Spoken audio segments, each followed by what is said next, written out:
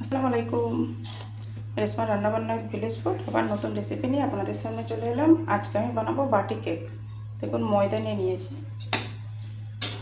এবারে এর মধ্যে আমি এটা হচ্ছে বেকিং পাউডার 1 চা চামচের মতো দিলাম। এটা হচ্ছে চিনির গুঁড়ো, চিনিটাকে আমি মিক্সিতে গুঁড়ো করে নিয়েছিলাম। চিনির গুঁড়ো দেবো এবারেতে, যেরকম মিষ্টি খাবেন সেই রকম।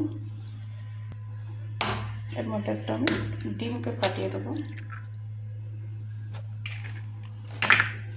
এটা হচ্ছে জাল করা গরুর দুধ দিয়ে আমি একটা ব্যাটার বানিয়ে নেব। এবারে এর মধ্যে একটু তেল দিলাম, আর এটা হচ্ছে ভ্যানিলা এসেন্স, একটু ভ্যানিলা এসেন্স দিলাম।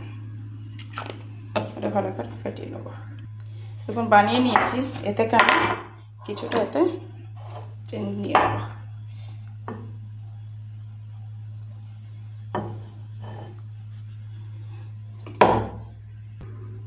এর মধ্যে কোকো পাউডার মিক্স করব।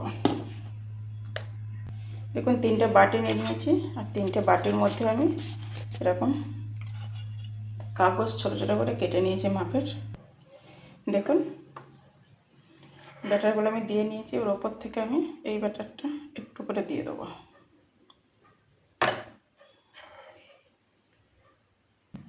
এবারের উপরে একটু করে আমি কাজু আর কিশমিশ সাজিয়ে দেবো।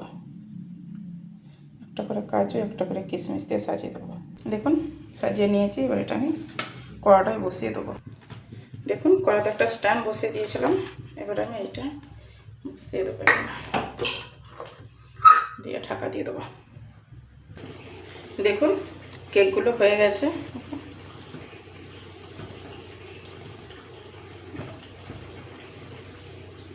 নামিয়ে নেবো এগুলো। দেখুন বাটি কেকগুলো বানিয়ে নিয়েছিলাম, কত সুন্দর জালিদার হয়েছে বুঝতে পারছেন।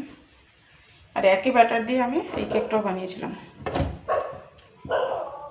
অবশ্যই বাড়িতে ট্রাই করবেন, কমেন্টে জানাবেন। যদি ভিডিওটি ভালো লেগে থাকে লাইক কমেন্ট বন্ধুদের মধ্যে শেয়ার করবেন।